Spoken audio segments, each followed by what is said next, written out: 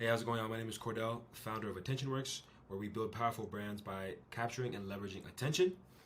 This is a quick video about getting and booking more sales calls per week because your brand is so powerful.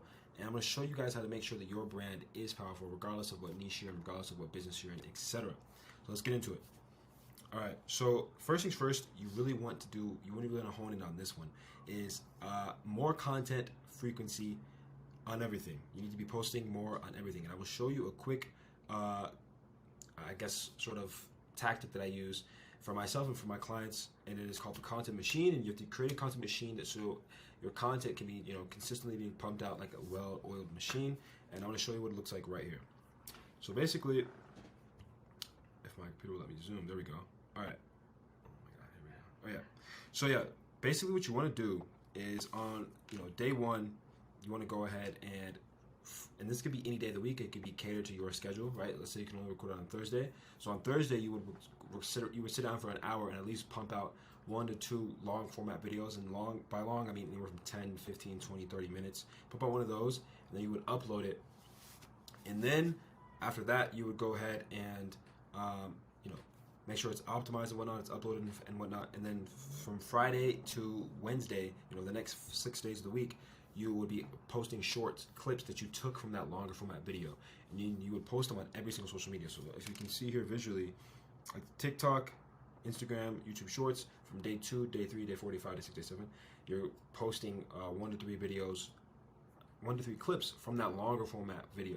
So as you can see, it starts to multiply. You go from posting anywhere from like 1 to 5 times a week to like 40 times a week, 40 times a week, 50 times a week, 60 times a week, just depending on how much content you have. And if you are someone that has a ton of longer format YouTube videos that you've uploaded, like with the past year or whatnot, now is a good time to sort of make snippets from them and release that as well, because social media is prioritizing short form video for 2023, in my opinion. 2022 was the inception year, or the inception of short form video. TikTok sort of took off more than ever.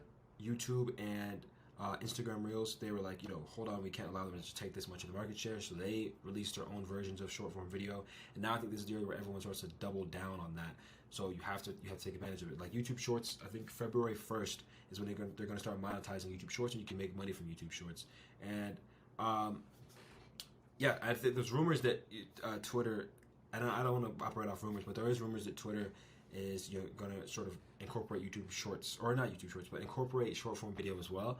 So as you can see, the whole market wants it. So this is a way to sort of get your content out there pumping, and spread your awareness, because remember, whoever spreads the most awareness is the person that makes the most money. Because you can have the greatest offer in the world. If you're not doing paid advertising, and if you're not doing organic content, posting your organic content like a madman, no one is going to know about your offer, so therefore you get no money. You could have a terrible offer, but you figured out how to make yourself go viral on every single platform. You're going to get sales. You're going to get calls booked, right?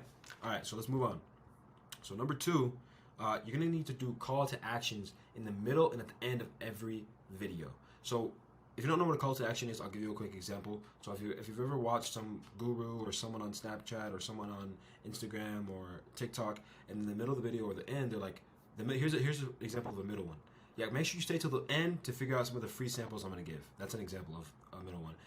The more common ones are the ones at the end, where it's like, check the link in my bio if you want to learn more, or DM me the word growth, and I'll send you a free PDF file with a step-by-step guide of how to do such and such, right? Those are examples of call to actions. And if some people watch all the way through, they're pretty, a lot of people are suggestive, and if they are looking for more information and you're offering something for free, that call to action will prompt them to take an extra step to delve deeper into your ecosystem. Whereas if you wouldn't have put that call to action in there, they would have just kept scrolling, right? And Alex Hormozi is on record for saying that this boosted his monthly recurring revenue and his growth by just putting in call to actions in the middle and in the beginning, or in the middle and in the end of his content.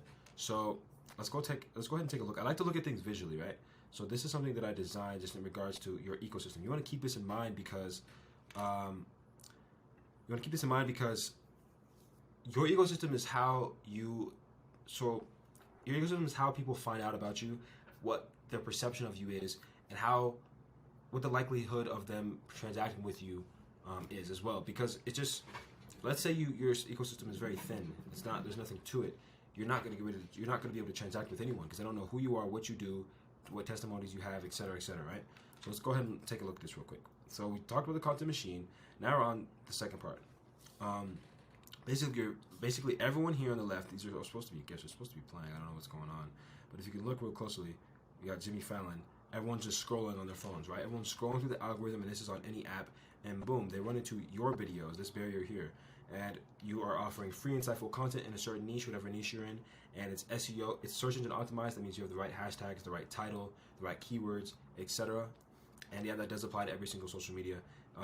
And you have call to actions in there. They're going to start to funnel through to your, instead of being on the main algorithm just scrolling, they're going to start to funnel through to your TikTok, to your Instagram, to your YouTube Shorts, and to your YouTube long form content, right? So then this is what starts to happen. Once they travel to your longer format videos, they start to spend more time with you. They're spending attention on you. Their attention is their time. And if we're in the attention economy, they're spending their attention on you. That's quite the feat, right? But you still have to go an extra mile to, warm them up and get them to transact with you, right? So let's continue on. So eventually, you want to have a free community. Number 3, you want to have a free community, right? Where you consistently give free value, educate, nurture the potential clients, and also plug your Facebook as much as you can, right? Your Facebook group is the best way to do it. So just plug your Facebook, and you can use Discord as well if you want to set up something more for the younger crowd. But I would say Facebook is more all inclusive, and everyone has a Facebook because everyone had one when they were in middle school, and everyone has the adults have them. My grandma has one. Everyone has a Facebook, right? So let's say they are in your deeper ecosystem now, right? So if we scroll in here, let's say you're offering a free case study in your bio, you're offering a free training program, you're offering a VSL Loom once you DM them, once they maybe click on one of your links. They're in your free community, or you're offering an email newsletter. They've been a part, and this is around the time when they start to spend more time with you. They see you on your feed because they followed you at this point, or the algorithm keeps recommending your channel to them. They've been a part of your inner ecosystem now for a while, and they've absorbed hours of your content. This is where things get good, right? This is where, so I also, in speaking of Facebook communities, I do have one, my Facebook community link down below, where we share, audience growth secrets and the secrets to, boosting your brand, boosting your revenue, etc. Right? So, moving on. Lastly, this is where you start to make the conversion. This is the important conversion here.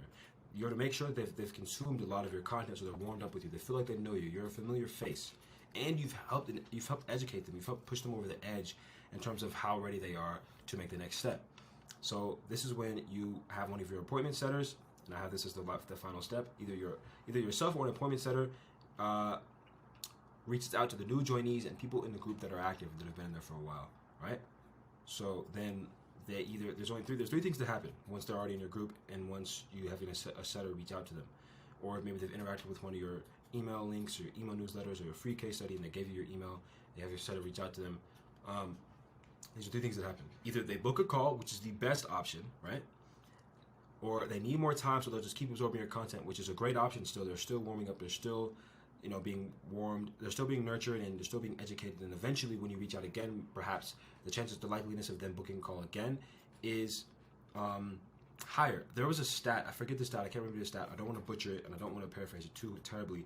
But Cole Gordon, actually no, it wasn't Cole Gordon. It was this YouTuber that had went to Cole Gordon's mastermind, and he was saying that most of the calls that get booked aren't from the first time you ask, like in the DM.